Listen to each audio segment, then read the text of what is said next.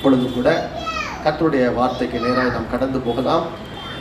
எடுத்தவர்கள் வாசிக்கலாம். யாத்திராகமம் 3வது அதிகாரம் 8வது வசனம். சிறுவர் அந்த பள்ளிக்கு பிள்ளைகளை அனுப்பி வைக்கும்படியாக அன்போடு கேட்டுக்கொள்கிறோம். யாத்திராகமம் 3வது அதிகாரம் 8வது வசனத்தை இந்த நாள் தியானத்துக்கு நாம் வாசிக்க கேட்போம். அவர்களை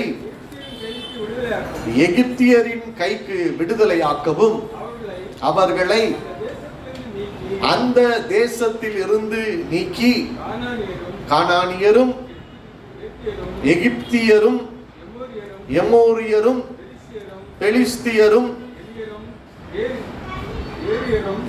ஏபியரும் எபூசியரும் இருக்கிற இடமாகிய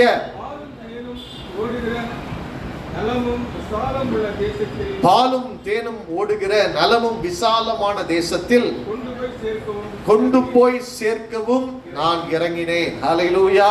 இந்த நாளிலும் கூட குறிப்பாய் அவர் நம்மை எகிப்தியருடைய கைக்கு விடுதலையாக்கும்படியாக அவர் இறங்கி இருக்கிறேன் என்று சொல்லி இருக்கிறார். ஹல்லேலூயா. இந்த எகிப்தியரின் நிமித்தமாக இஸ்ரவேல் ஜனங்கள் அவர்கள் உபத்திரவப்பட்டார்கள், வேதனைகளை அனுபவித்தார்கள். அவர்கள் மீது சுமைக்கிற அந்த வேலை அது திணிக்கப்பட்டது. அவர்கள் பெரிய ஒடுக்குதலை அவர்கள் கண்டார்கள். ஹல்லேலூயா. ஆரம்பத்துல நன்றாக இருந்தது. ஆரம்பத்துல அவங்களுடைய நன்மைகளை அனுபவித்தார்கள். அவர்களுக்கு வேண்டிய எல்லாவற்றையும் அவர்கள் பெற்றுக்கொண்டது உண்மைதான். அந்த தேசத்தில் உள்ள செழிப்புகளை அனுபவித்தார்கள். ஆனால் இப்பொழுது ஆண்டவர் சொல்றாரு பாருங்க, அவர்கள் நிமித்தம் இடுகிற கூக்குரலை நான் கேட்டேன். அந்த ஜனங்கள் அவ்வளவு தூரம் அங்கலாய்த்து கொண்டிருந்தாங்க, வேதனைகளை அனுபவித்துக் கொண்டாங்க. அல்லேலூயா. எப்பேற்பட்ட சூழ்நிலையில அவங்க அடிமைத்தனத்துக்கு உள்ளாக தள்ளப்பட்டாங்கன்னா, யாத்திராகமம் 1வது அதிகாரம் 8வது வசனத்தை வாசிக்க கேட்போமே. யோசேப்பை அறியாத புதிய ராஜன் ஒருவன் தோன்றினான். ஹல்லேலூயா. ஒரு நாள் வரும், அந்த எகிப்தியருடைய கீழே இருக்கிற அந்த ஜனங்கள் எப்ப அடிமைத்தனத்துக்குள்ளாக மாறி போனாங்கன்னா, யோசேப்பு செய்த நன்மையை அறியாத ஒரு ராஜா அந்த இடத்திலே ஆளுகை செய்ய வரும் பொழுது, ஹல்லேலூயா. அப்படியானா ஐயா, ஒரு காலத்துல நீங்க செய்த நன்மைகள், ஐயா நீங்க செய்த அவர்களுக்கு ஆசீர்வாதமாய் இருந்த காரியங்கள் எல்லாம் மறக்கப்பட்டு, உங்கள் வளர்ச்சியை கண்டு பொறாமைப்பட்டு உங்கள் வளர்ச்சியை தடுக்கும்படியாக ஒரு சூழ்நிலை ஒன்று எகிப்திலே அங்கே உருவானது. ஹல்லேலூயா. அப்படியானால் ஐயா, நன்மைகள் மறக்கப்பட்டு போகிற சூழ்நிலைகள் வரும். அந்த நேரத்துல அடிமைத்தனத்துக்குள்ளாக அவர்கள் மாறிவிட்டார்கள். அது மாத்திரமல்ல, 1:10 வாசியுங்கள். யாத்திராகமம் 1:10. பெருகாதபடிக்கு ஒரு யுத்தம் உண்டானால் யுத்தம் பண்ணி புறப்பட்டு போகாதபடிக்கு உபாயம் பண்ண வேண்டும் என்றான். அப்படியானால் அந்த எகிப்தியன் என்ன செய்கிறான் பாருங்க, அவன் ஒரு உபாயம் பண்ணுகிறான்.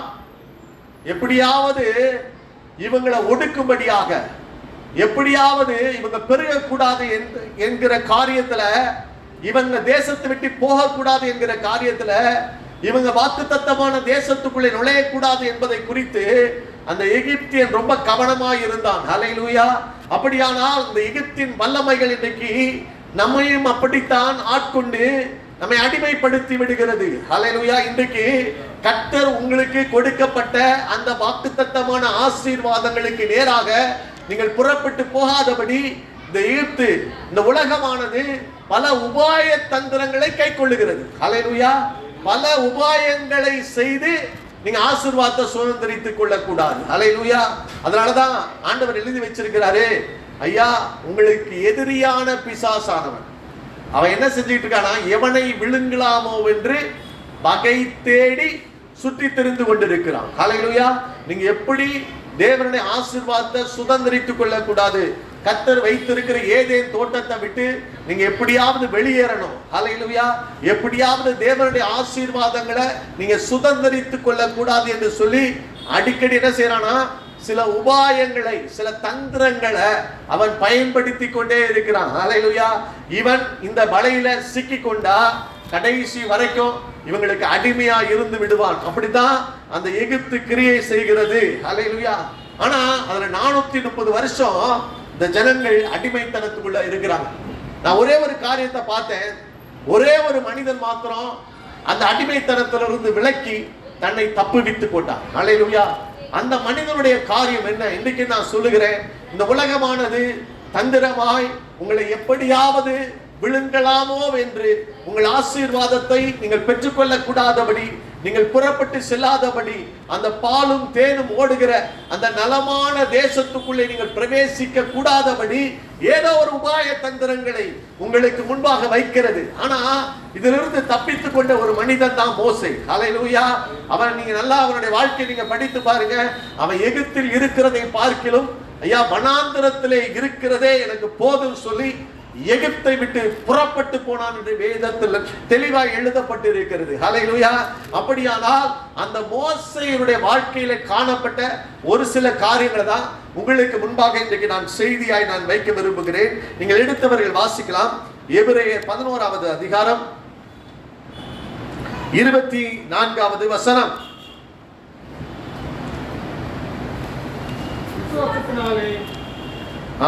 விசுவாசத்தினாலே பெரியவனான போது பார்வோனுடைய குமாரனுடைய மகன் எனப்படுவதை வெறுத்து அநித்தியமான பாவ சந்தோஷங்களை அனுபவிப்பதை பார்க்கிலும் தேவனுடைய ஜனங்களோட துன்பத்தை அனுபவிப்பதை தெரிந்து கொண்டு. ஹல்லேலூயா. இங்க பாருங்க, மோசே பெரியவனான போது அவன் ஒரு காரியத்தை தெரிந்து கொள்ளுகிறான். ஹல்லேலூயா. அவன் என்ன சொல்றான்னா, எகிப்துல இந்த பார்வோனுடைய அந்த குமாரத்தின் மகன் என்று சொல்லப்படுவதை காட்டில் வெறுத்து அப்படின்னு எழுதப்பட்டிருக்கு. ஹல்லேலூயா. இன்னைக்கு நான் ராஜாவுடைய பிள்ளை அப்படின்னு சொல்றதை எத்தனை பேர் விரும்புவான்? அதுவும் எகிப்தின் ராஜா என்பவர் வல்லரசு நாடுகளிலே தலைவராய் காணப்படுகிறவர்.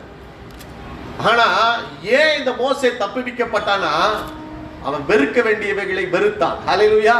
அது எவ்வளவு தூரம் தனக்கு ஆதாயத்தை உண்டு பண்ணுகிற காரியமாய் இருந்தாலும் கூட அது ஒரு நாள் என்னை அடிமைப்படுத்தி விடும், அது எனக்கு வேதனையை கொண்டு வந்து விடும், நானும் இஸ்ரவேல் ஜனங்களைப் போல ஒரு நாள் கூக்குரலை இடுவேன் என்று சொல்லி அவன் அந்த சிந்தையை வைத்திருந்தான். ஹல்லேலூயா. இன்னைக்கு பெரியவனான போது, பெரியவன் அப்படின்னா ஒரு மெச்சூரிட்டி நமக்கு இருக்கணும்.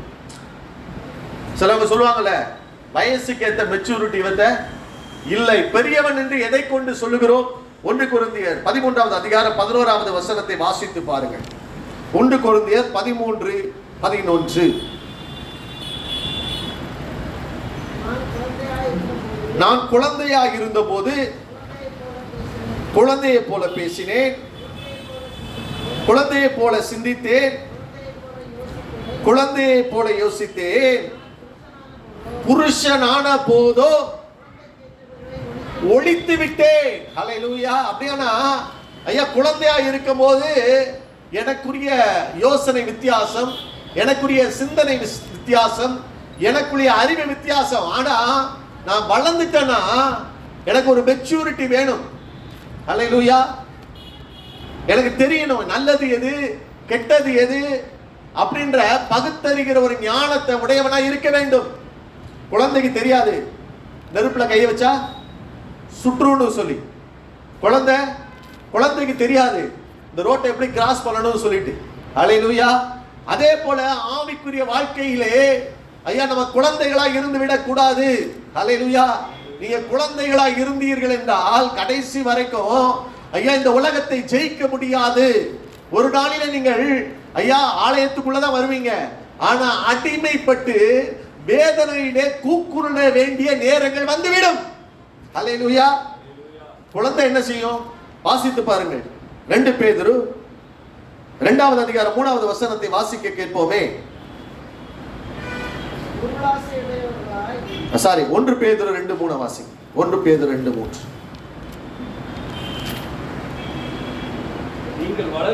நீங்கள் வளரும்படி குழந்தைகளைப் போல வாஞ்சையாய் இருந்து இருங்கள். ஹல்லேலூயா. வளரும்படியாக என்ன செய்யணுமா? திருவசனமாகிய கலங்கமில்லாத ஞானப்பாலின் மீது வாஞ்சை உள்ளவர்களாக இருக்கணும். ஒரு குழந்தையை போல. குழந்தை என்ன செய்யும்னா, முதல்ல பாலை குடிக்கத்தக்கதாக ஐயா ஸ்தோத்திரம் வாஞ்சையாக இருக்கும். அதுக்கு பசி எடுக்கிற பொழுது அதற்கு ஒரு வளர்ச்சி உண்டாகணும்னா அது எதை குடிக்குமா? ஐயா திருவசனமாகிய கலங்கமில்லாத ஞானப்பால். அதுதான் ஒவ்வொருவருடைய ஆவிக்குரிய வாழ்க்கையிலும் ஐயா இந்த வசனத்தை நாம் எவ்வளவு தூரம் பருகுகிறோமோ, எவ்வளவு தூரம் சாப்பிடுகிறோமோ அதற்கேற்றபடி ஒரு வளர்ச்சி உண்டாகும். ஆனா அதுதான் ஐயா முழு அளவில் வளர்ச்சி அல்ல. நீங்க வாசித்து பாருங்கள். எபிரேயர் 5வது அதிகாரம் 13-14 வாசிக்க கேட்போமே. பால் உண்கிறவன் குழந்தையாய் இருக்கிறபடினாலே பழக்கம் இல்லாது இருக்கிறான். ஹல்லேலூயா. இந்த குழந்தையாய் இருக்கிறவன் என்னன்னா ஐயா ஸ்தோத்திரம் வாசிக்கிறான். எப்படி வாசிக்கிறான்? சண்டே கிளாஸ்ல நம்ம மனப்பாடம் பண்றோம் பாருங்க. கர்த்தரின் மேய்ப்பராகி இருக்கிறார், நான் தாழ்ச்சி அடையேன். உங்களுக்கு ஏதாச்சும் வசனம் தெரியுமா அப்படின்னு கேட்டா, ஒரு குழந்தைக்கும் ஒரு பெரிய ஐயா முதிர்ச்சி உள்ள மனிதருக்கும் இன்னைக்கு வித்தியாசம் இல்லாதபடி ஆலயங்களுக்குள்ளே வருகிறவர்களுக்குள்ளே வசனத்தின் அறிவு குறைந்து போய்கொண்டே இருக்கிறது. வசனத்தை வாசிக்கிறதே கிடையாது. வசனத்தின் மீது வாஞ்சை, கலங்கமில்லாத ஒரு ஞானப்பாலின் மீது நமக்கு எவ்வளவு தூரம் வாஞ்சை இருக்கிறது, எவ்வளவு தூரம் அதை எடுத்து வாசிக்கிறோம், எவ்வளவு தூரம் அதை தியானிக்கிறோம், எவ்வளவு தூரம் அதற்கேற்றபடிதான் நமக்கு என்ன இருக்குதா? வளர்ச்சி இருக்கிறது. இங்க எழுதி வச்சிருக்காரு எபிரேயர் 5வது அதிகாரத்துல 12வது வசனத்துல சொல்லுது, காலத்தை பார்த்தால் போதகராகி இருக்க வேண்டிய உங்களுக்கு தேவனுடைய வாக்கியங்களின் மூல உபதேசங்களை மறுபடியும் உபதேசிக்க வேண்டியதா இருக்கிறது. அதுக்கு முன்பாக சொல்றாரு, நீங்கள் கேள்வியில் மந்தம் உள்ளவர்களாக இருக்கிறபடினாலே இதை குறித்து உங்களோடு கூட எனக்கு பேச முடியாது. மெல்கிசேதேக்கை பற்றி நான் பேசலன்னா விஸ்தாரமாய் பேசலாம். ஆண்டவராகிய இயேசு கிறிஸ்துவுக்கு முன்னடையாளமாய் வந்த அந்த மெல்கிசேதேக்கை குறித்து உங்களோடு கூட பேச வேண்டுமானால் நான் விஸ்தாரமாய் பேசலாம். ஆனா உங்களுக்கு எப்படிதான் மூல உபதேசங்களே மறுபடியும் மறுபடியும் நான் உபதேசிக்க வேண்டியதா இருக்கிறது. உங்களுக்கு அறிவில்லை. ஹல்லேலூயா. பெரியவன் அப்படின்னு சொல்றது அவர் பெரியவன் சொல்றது ஆவிக்குரிய வாழ்க்கையில வயதை வச்சு அல்ல. நல்லா புரிந்து கொள்ளுங்க. வேத ஞானத்தின் அடிப்படையில தான் ஆவியானவர் மூப்பர்களை எல்லாம் செலக்ட் பண்றார். ஹல்லேலூயா. இன்னைக்கு அநேக ஆலயங்களில ஏன் பிரச்சனை தெரியுமா? அங்க செக்ரட்டரிய பாத்தீங்கன்னா வேதத்தின் அறிவே இருக்கா. வேதத்தின் அறிவு இல்லாத பட்சத்துல எப்படி அவங்க ஒரு தூய வாழ்க்கை வாழ முடியும்? இல்லை. அதனால் அநேக பிரச்சனைகள், போராட்டங்கள். தாவீது சொன்னா பாருங்க, 119வது அதிகாரம் எடுத்து வாசியுங்கள். 47 நினைக்கிறேன், வாசிங்க. 119வது சங்கீதம்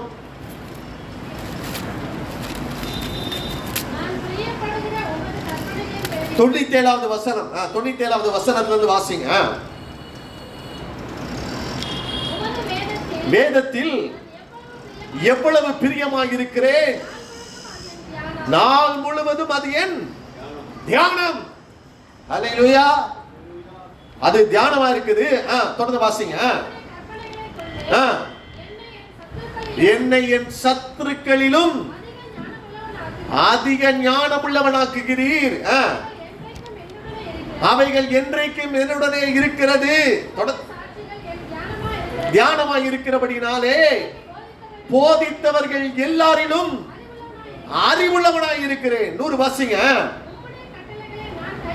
கொண்டிருக்கிறபடினாலே முதியோர்களை பார்க்கலும் அதிக ஞானம் உள்ளவனாய் என்னை மாற்றி வைத்திருக்கிறீர். ஹல்லேலூயா. அப்ப எவ்வளவு தூரம் இந்த வேத வசனத்தின் மீது நீங்க வாஞ்சியா இருந்து அதை பருகுகிறீர்களோ அந்த அளவுக்கு தாங்க வளர்ச்சி, அந்த அளவுக்கு தான் உங்களுக்கு முதிர்ச்சி இருக்கும். ஹல்லேலூயா. அதுதான் எழுதி வச்சிருக்கிறாரு, குழந்தையாய் இருக்கிறவன் பாலுங்கிறவனாய் இருக்கிறபடினாலே அவனுக்குள்ளே நீதியின் வசனத்தை குறித்து பழக்கமில்லை. அடுத்த வசனம் 14வது வசனம், எபிரேயர் 5:14 வாசிச்சு பாருங்க. ஆகாரமானது நன்மை தீமை இன்னதென்று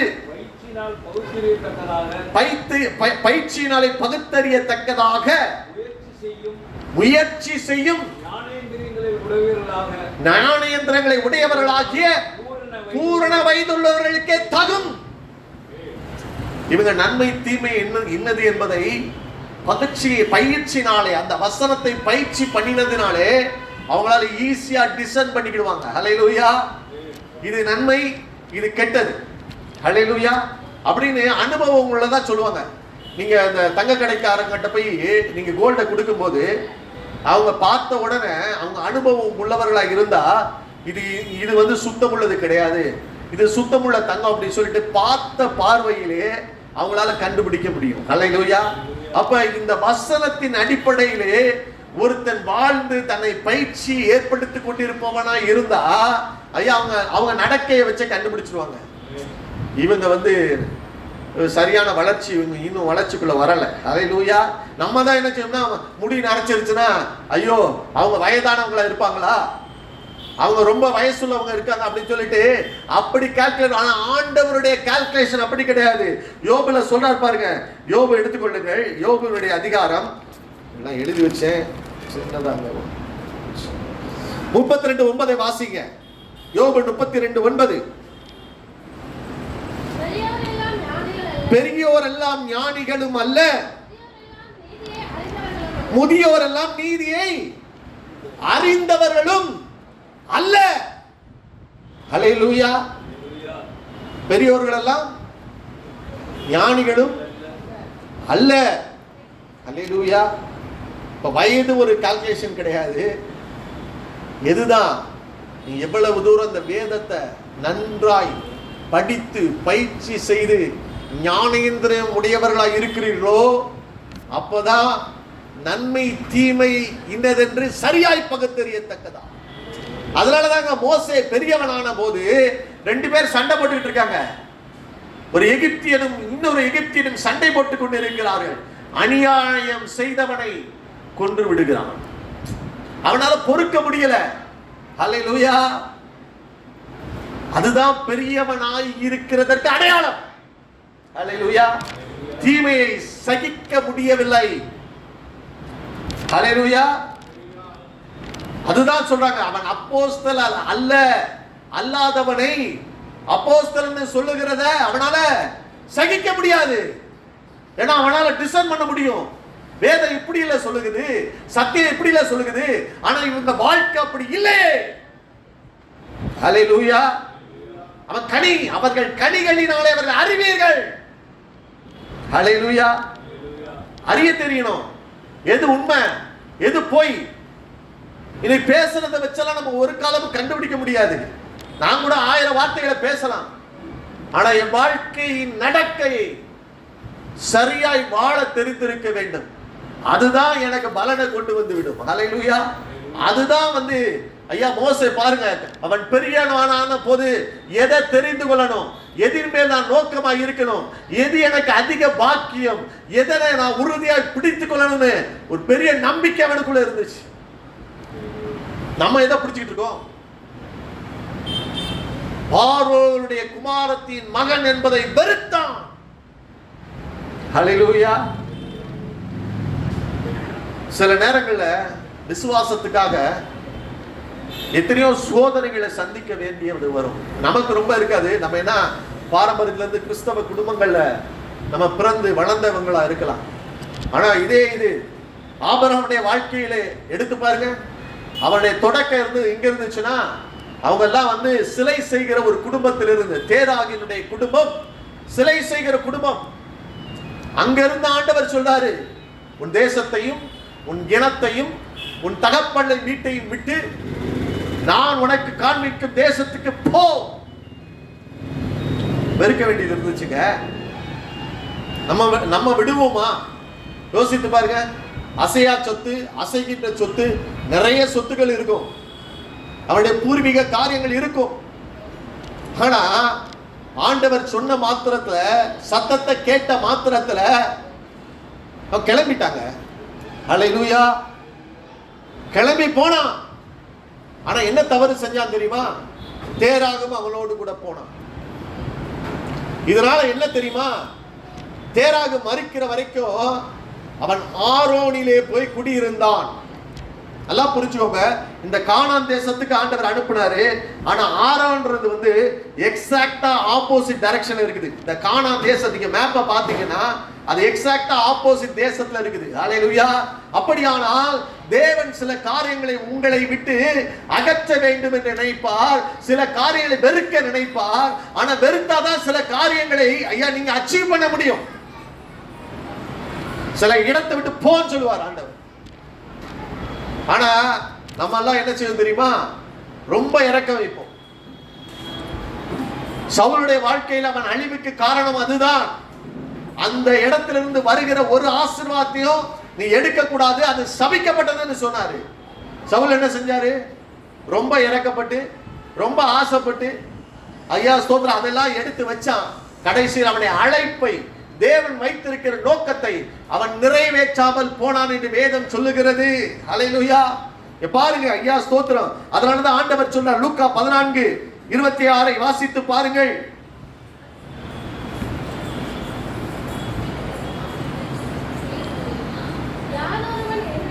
என்னிடத்தில் வந்து தகப்பனையும் தாயையும் மனைவியையும் பிள்ளைகளையும் சகோதரரையும் சகோதரிகளையும் ஜீவனையும் வெறுக்காவிட்டால்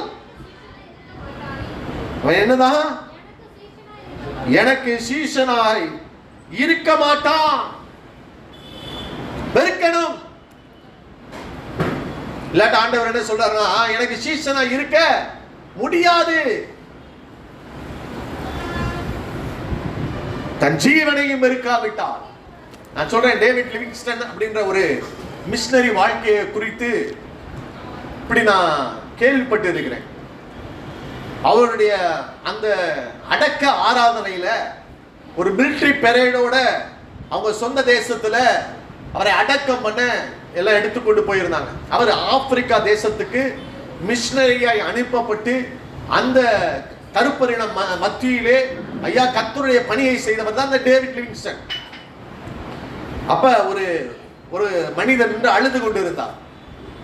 அப்ப பக்கத்துல இருந்தவங்க கேட்டாங்களா, ஐயா பெரிய மிஷனரி நம்ம இழந்தது உண்மைதான், நீங்க ஏன் அழுறீங்க? கர்த்தர் இன்னொரு மிஷனரி நமக்கு என்ன உருவாக்கி கொடுப்பார் அப்படின்னு சொல்லி. அப்ப அவர் சொன்னது இப்படிதான் சொன்னாரு, இல்லைங்க அதுக்காக நான் அழுல, தேவன் முதல்ல என்னைய தான் அந்த மிஷனரியாய் தெரிந்து கொண்டு என்னைய தான் அந்த தேசத்துக்கு போக சொன்னார். இப்ப நான் என் குடும்பத்துல போய் சொன்னேன், இப்படி வந்து அம்மா அப்பாட்ட போய் சொன்னேன், இப்படி அப்பா என் தகப்பன் என்னை வந்து அந்த தேசத்துக்கு போக சொல்றாருன்னு சொன்னேன். உடனே அவங்க 2 பேரும் பார்த்து, இப்பதானடா நீ காலேஜ் படிச்சுட்டு இருக்க, இன்னும் கொஞ்சம் வளரட்டு, இன்னும் கொஞ்சம் நாட்கள் ஆகட்டு, திருமணம் எல்லாம் நடந்த பிறகு உனக்கு வந்து நீ கல்லூரி படிப்பை முடிச்சுக்கோ, ஒரு வேலைக்கு சேர்ந்த பிறகு நீ அங்க போலான்னு சொல்லி அவங்க ஆலோசனை சொன்னாங்க. வேலைக்கு போனேன். வேலைக்கு போன பிறகு ஆண்டவர் என்னை ஏவிக்கொண்டே இருந்தார், போ அந்த தேசத்துக்கு நீ போ அப்படின்னு சொல்லிட்டு கண்ணீரோடு என்னோடு கூட இடைப்பட்டு கொண்டே இருந்தாரு.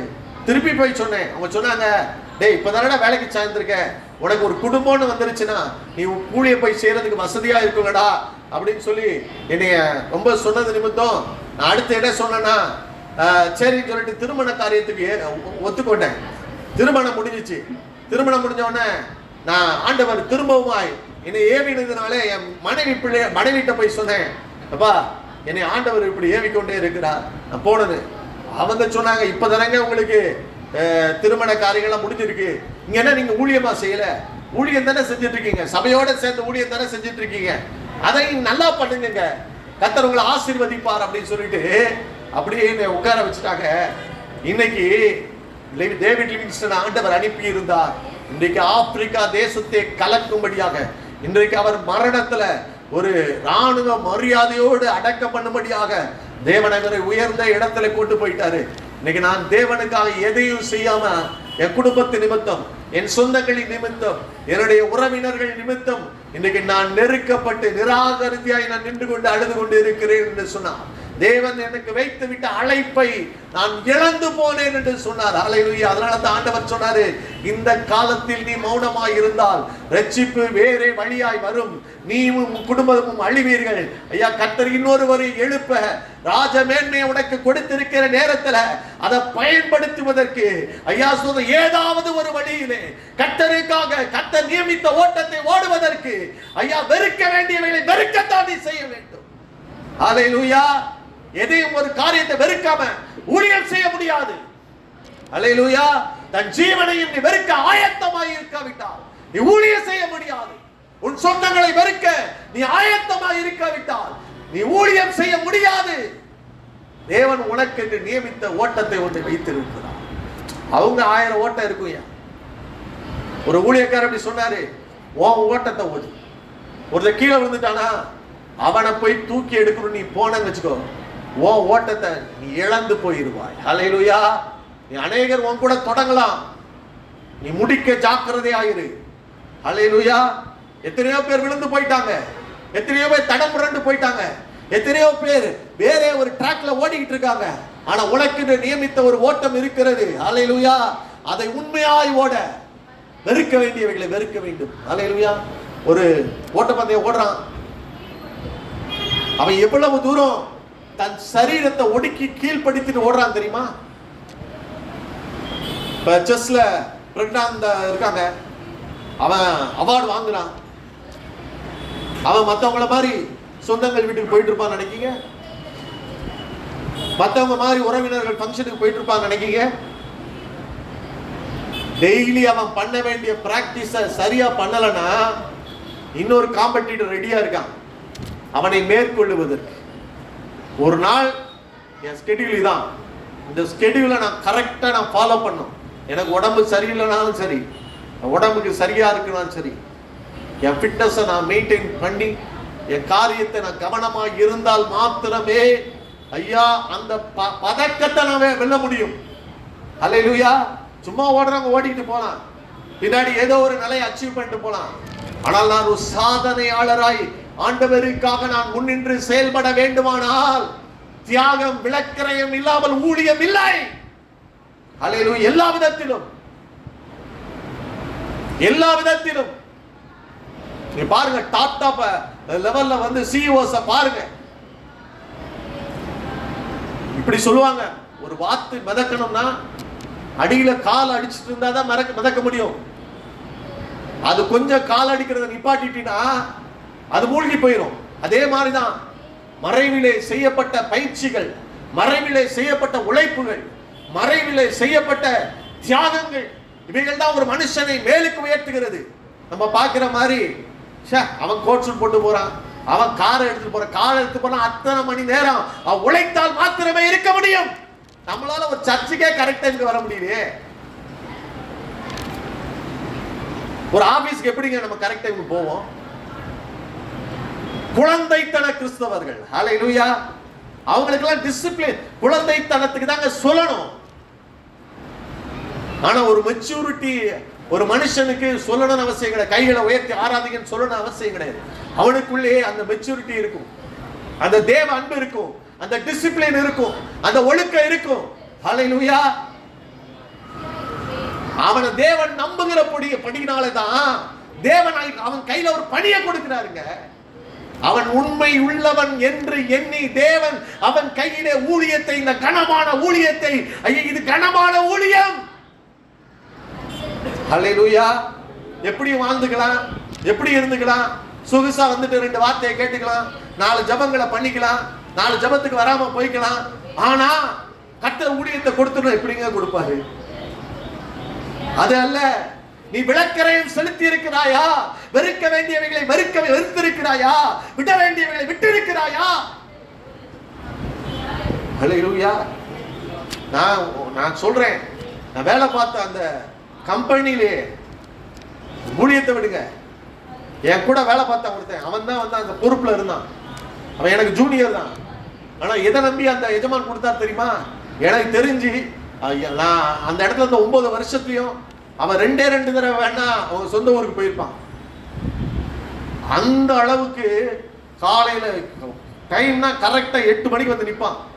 எல்லாரும் 8:30க்கு தான் டைம், 8 மணிக்கு வந்து நிற்பான்.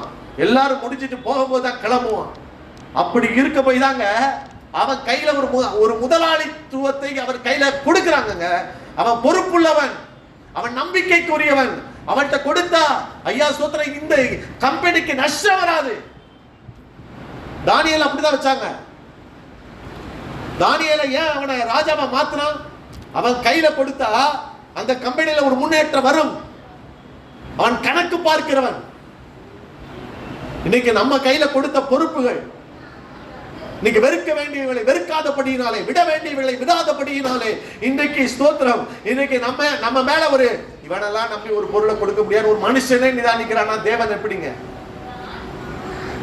வாசித்து பாருங்கள். சங்கீதம் என்னோடு கூட சேர்ந்து திருப்பிக் கொள்ளுங்க.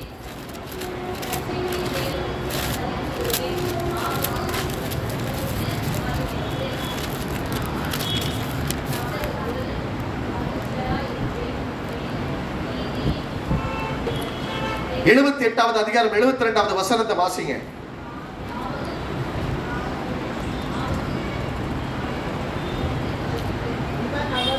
இவன் அவர்களை இருதயத்தின் உண்மையின் படியே மேய்த்து தன் கைகளின் திறமையினாலே நடத்தினான். அல்லேலூயா.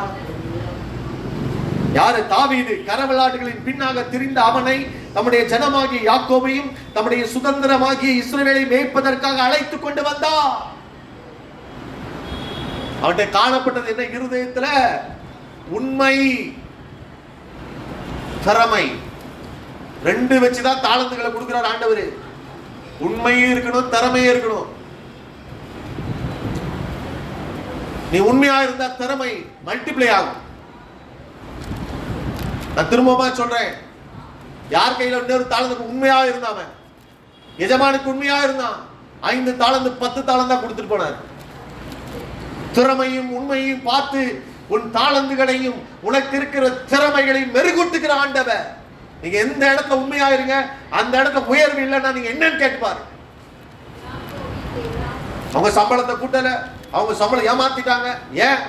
ஹல்லேலூயா. நம்ம உண்மையா இல்லை. நம்ம இருக்கிற நம்ம ஃபங்க்ஷனுக்கு போறதுக்கு, நம்ம ஏமாத்திட்டு போறதுக்கு யாருக்குமே தெரியாது நினைக்கிறோம். இல்ல, வெறுக்க வேண்டிய வேலை வெறுக்கும்படி, அதுதான் பெரியவன் என்கிறதற்கு ஒரு அடையாளம். அவன் பார்வோனுடைய குமாரத்தின் மகன் என்கிற அந்த ஒரு அந்தஸ்தையும் வெறுத்தான். ஹல்லேலூயா. இயேசுவானவருடைய வாழ்க்கையை நான் சற்று அப்படியே யோசிச்சேன்.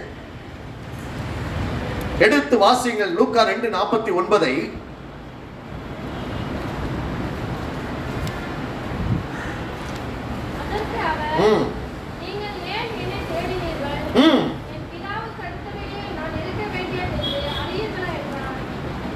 பாருங்க, தாய் தகப்பனை பார்த்து அவங்க விசாரத்தோடு தேடிக்கொண்டு இருக்கிறாங்க.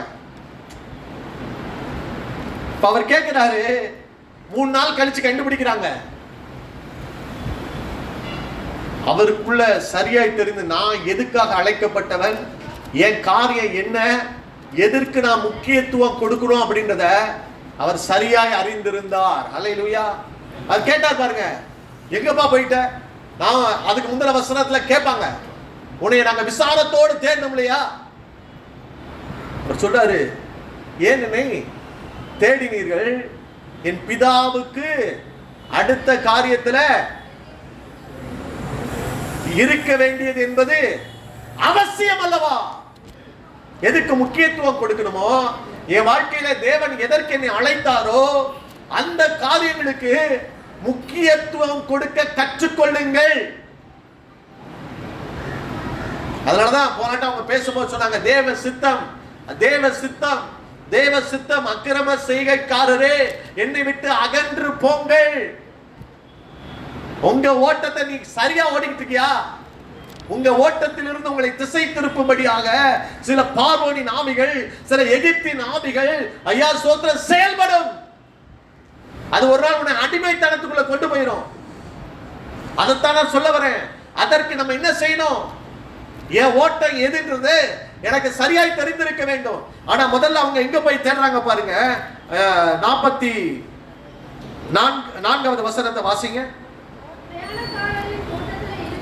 பிரயாணக்காரரின் கூட்டத்தில் இருப்பாரோ என்றும் நினைத்து ஒரு நாள் பிரயாணம் வந்து தேடினார்கள். அப்படின்னா என்ன அர்த்தம்? ஜாலியா டூர் போறவங்க என்ன செய்வாங்க? அங்க போய் வேளாங்கண்ணி டெம்பிளை பார்த்தாச்சு, இங்க போய் அந்த டெம்பிளை பார்த்தாச்சு, அப்படி டூரிஸ்டா இருப்பாங்க. அதனால இவர் பிரயாணக்காரர் மத்தியில எங்கேயாவது ஷாப்பிங் காம்ப்ளெக்ஸ்ல நிக்கிறாரான்னு பாருங்க அப்படின்னு சொல்லிட்டு ஒரு நாள் பிரயாண தூரம் வந்து பாக்குறாங்க. அங்க போலங்க. இன்னைக்கு அப்படிதான் கிறிஸ்தவ உலகம் எல்லாம் டூரா மாறிடுச்சு. ஹோலி டூர். ஹல்லேலூயா. தேவனுக்கும் அவர்களுக்கும், வசனத்துக்கும் அவர்களுக்கும் எந்த ஒரு சம்பந்தம் இல்லை. ஆனா எல்லாமே எப்படின்னா, ஆனா இயேசுவானவர் பாருங்க, பிதாவுக்கு அடுத்த காரியங்களிலே போய் அந்த போதகர்களோடு ஐயா வசனத்தை தியானம் பண்ணி வசனத்திலே காரியங்களை வாக்குவாதம் பண்ணி கொண்டிருந்தார். வசனம் தாங்க. வசனம் எங்க இருக்குதோ, வசனம் எங்க கிடைக்குதோ, வசனம் தான் தன்னுடைய வாழ்க்கையிலே அவர் பெரிய காரியமாக அவர் கண்டுபிடித்த காரியம். அதுக்கு எவ்வளவு முக்கியத்துவம் கொடுக்கிறோம். அது மாத்திரமல்ல, அடுத்து எங்க கேட்கிறாங்க? ரிலேட்டிவ்ஸ் வீட்டுக்கு போயிருக்காரா? அறிமுகமானவர்கிட்ட எங்கேயா போயிருக்காரா? இன்னைக்கு அப்படித்தானே நம்ம தேடுகிறதுலாம் அப்படிதான். வேற எங்கேயா சித்தப்பா வீட்டுக்கு போயிருப்பாரு, பெரியப்பா வீட்டுக்கு போயிருப்பாரு, அக்கா வீட்டுக்கு போயிருப்பாரு, தம்பி வீட்டுக்கு போயிருப்பாரு.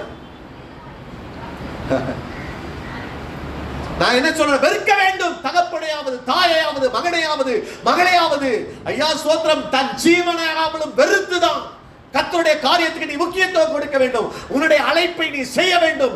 உனக்கு கர்த்தர் வைத்திருக்கிற திட்டத்தை நிறைவேற்ற வேண்டும். ஒரு நாள் இதற்குரிய ஊதியத்தை நீங்க பெறுவீங்க. ஹல்லேலூயா. ஒரு கையில ஒரு நாள் ஐயா ஸ்தோத்திரம் நான் சொல்றேன், வெறுத்தாங்க. ஒருவேளை பார்வோனுடைய அரண்மனையிலே அடுத்த ராஜாவாய் மோசே வந்திருக்கலாம், நியமிக்கப்பட்டிருக்கலாம், அவனுடைய குமாரன். ஆனா வெறுத்தது நிமித்தம் நீங்க நினைக்கலாம் எல்லாத்தையும் இழந்து போயிட்டான். மடையண்டா இந்த உலகத்தெல்லாம் அவரை கொஞ்சம் ப்ளீஸ் பண்ணி இருந்தா, அவரை கொஞ்சம் ஐயா சோதரன் அவருக்கு சாதகமா நம்ம பேசி இருந்தா எவ்வளவு காரியத்தை சாதிச்சிருக்கலாம் சொல்லி நீங்க நினைப்பீங்க. இல்ல இல்ல, வெறுக்க வேண்டிகளை வெறுத்து விட்டு ஒருவேளை 40 ஆண்டு காலங்கள் வனாந்தரமான ஒரு வாழ்க்கைக்கு நேராக இருந்தாலும் ஒரு நாள் வந்தது, 6 லட்சம் புருஷர்களை வழி நடத்துகிற தலைவனாகவும் மீட்பராகவும் கர்த்தர் அவனை நிறுத்தினான். ஹல்லேலூயா. சத்தியம் தாங்க சரியா உங்களை வழி நடத்தும். மத்தெல்லாம் ஒரு மாயமான பிம்பங்களை உங்களுக்கு காண்பித்து ஏதோ உயர்வை கொடுக்கிறது போல உயர்வை கொடுக்கும். நீங்க மோசே வந்துட்டானே, மோசே அவன் மாத்திரம் தப்பிக்கணும்னு நினைக்கலங்க, எல்லாரையும் விடுவிக்கணும்னு நினைச்சுதான் ஐயா ஸ்தோத்திரம் அவன் முதல்ல முயற்சி பண்ணுனா. ஐயா நான் மாத்திரம் தப்பிவிக்கிறதுல நீங்க 7வது அதிகாரத்தை எடுத்துக்கொள்ளுங்க. அப்போஸ்தலர் 7வது அதிகாரம் 35வது வசனத்தை வாசித்து பாருங்கள்.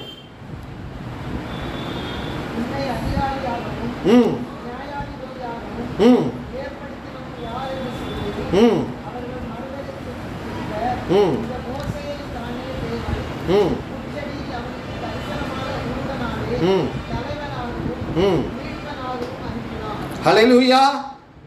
இவங்க என்ன கேட்டாங்க தெரியுமா? மோசே போய் அவங்கள விடுவிக்க போனா அவங்க என்ன கேட்டாங்க தெரியுமா? உன்னை அதிகாரியாகவும் உன்னை மீட்பராகவும் எங்களுக்கு ஏற்படுத்துறது யார்? தனக்கும் டிசைன் பண்ண தெரியாது, தனக்கும் இது சரியில்லைன்னு பயிற்சி பகுத்தறிய தெரியாது. ஒருத்தன் போய் ஆலோசனை சொல்றா பாருங்க, கஷ்டமா இருக்கும். சில நேரங்களில் நம்ம இழுத்துட்டு ஒரு வழியில போவோம், நம்மளை பிடிச்சு அடக்கிறதுக்கு தேவன் ஒருத்தரை நியமிப்பாரு. முதல்ல எனக்கு சொல்ற மற்றவங்க என்னை ஆலோசனை சொல்லும் போது பிடிவாதமா இருப்பேன். கேட்கவே தோணாது. இதை செய்யாதீங்க, இதை பண்ணாதீங்க சொன்னா மனசுக்குள்ளே கேட்போம், நீ யாரையா எனக்கு சொல்றது, எனக்கு எல்லாம் தெரியும். அல்லேலூயா. ஏன்னா குதிரைக்கு கடிவாளம் போடுறது, நம்ம எல்லாம் நினைக்கிறோம் சத்தியத்தை அறிவீர்கள், சத்தியம் உங்களை விடுதலையாக்கும் நினைச்ச உடனே நம்ம எல்லாம் நினைக்கிறோம் தெரியுமா, எனக்கு விடுதலை, எல்லாத்துல இருந்து கர்த்தர் விடுதலை கொடுத்துட்டார். அப்படி கிடையாது. நல்லா புரிந்து கொள்ளுங்கள். சத்தியம் விடுதலையாக்கும், பாவத்திலிருந்து விடுதலையாக்கும். பாவத்திலிருந்து விடுதலையாக்கப்பட்டாய். ஆனால் பவுல் சொன்னார் பாருங்க, சுவிசேஷ நிமித்தம் நான் பாதகன் போல கட்டப்பட்டு இருக்கிறேன். பாவத்திலிருந்து விடுதலையாக்கப்பட்டவர் நீ ஏதோ ஒரு காரியத்தை கட்டப்பட வேண்டியது அவசியமாய் இருக்கிறது. ஏதோ ஒரு நுகத்தை ஏற்றுக்கொள்ள வேண்டியது அவசியமாய் இருக்கிறது. ஹல்லேலூயா. என்னை யாரும் கட்ட முடியாதுன்னு சொன்னீங்கன்னா, என்னை யாரும் அதிகாரப்படுத்த முடியாதுன்னு சொன்னீங்கன்னா, தேவன் சில தலைவர்களை, சில மூப்பர்களை உங்கள் வாழ்க்கையில் இருந்த குறைவுகளை அகற்றும்படியாகத்தான் தலைவனாய் மோசேயை கொண்டு போய் நிறுத்துகிறார். அவன் 40 வருஷத்துக்கு முன்னாடி போய் சொன்னாங்க. கேட்டா என்ன தெரியுமா, உன்னை யாரியா தலைவரா வச்சா, உன்னை யாரியா நியாயாதிபதி வச்சா, என் வழியில நடப்ப எனக்கு தெரியும். கடைசியில் அடிமைத்தனம் வந்த போது வேதனைகள், அப்பயே வெளியே வந்திருந்தா டீசெண்டா வந்திருக்கலாம். அல்லேலூயா. நிறைய நேரங்கள்ல ஆண்டவர் சில நேரங்கள்ல சிலரை கொண்டு வெளியே வான்னு சொல்லுவாரு, கேட்க மாட்டோம். ஆனா சம்பளம் ஜாஸ்திங்க. நான் கடந்து வந்த விதங்களை சொல்றேன். 3000 ரூபாய் சம்பளம் இருந்துச்சுன்னா ஈஸியா வெளியே வந்துரும். தொடக்கத்துல அதே 30,000 ரூபாய் மாறிடுச்சு. அடிமைப்படுத்துறாங்க நமக்கு தெரியுது. அந்த இடத்துல நமக்கு ஏதோ ஒரு அடிமைத்த நுகம் வைக்கப்பட போது நமக்கு தெரியுது. ஆண்டவர் சொல்றார், வெளியே வாம்பாரு. வெளியே வந்த பணம். அல்லேலூயா. வெளியே வரேன்னு சொன்ன ஆண்டவர், வெளியே கொண்டு வருகிற ஆண்டவர் உன்னை கொண்டு போய் பாலும் தேனும் ஓடுகிற தேசத்திலே சேர்க்க மாட்டாரா? அல்லேலூயா. நான் எகிப்தியருடைய கைகளில் உன்னை விடுதலையாக்கி அவருடைய சுமைகளை உன்னை விட்டு நீக்கி, ஐயா, கானானியர், எகிப்தியர், எபூசியர், எமோரியர், ஏவியர், ஐயா சொந்த வாழுகிற அந்த பட்டணத்துல ஆண்டவர் கொண்டு போய் சேர்த்து நலமும் விசாலமான தேசத்துக்குள்ளே உன்னை நடத்துவேன் என்று சொன்னவர். வெறுத்து விடு. இந்த சத்தியத்துக்கு புறம்பாக சத்துரு கொண்டு வருகிற எந்த ஆலோசனைகளுக்கு நீ இடம் கொடுக்காத.